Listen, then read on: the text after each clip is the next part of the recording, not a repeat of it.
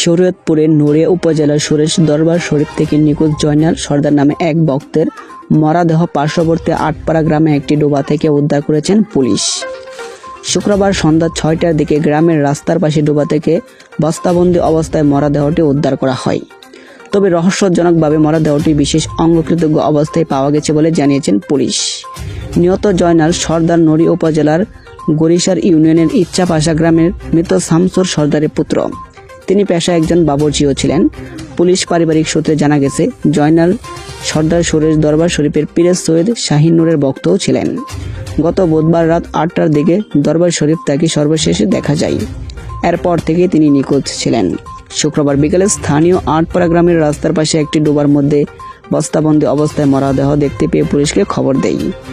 পরে নড়িয়া থানার পুলিশ ঘটনাস্থলে পৌঁছে মরদেহটিকে উদ্ধার করে। নিহত মেয়ে আশা আক্তার বললেন, গত বুধবার রাতে দরবার শরীফ থেকে আমার বাবা নিখোঁজ হন। আমরা দরবারের পীরে শাহিনুরের সঙ্গে যোগাযোগ করলেও তিনি আমাদের পুলিশের কাছে যেতে নিষেধ করেন। আজ আমার বাবার মরদেহ পেয়েছি। আমাদের ধারণা দরবার শরীফে কেউ আমার বাবাকে হত্যা করে ফেলেছে।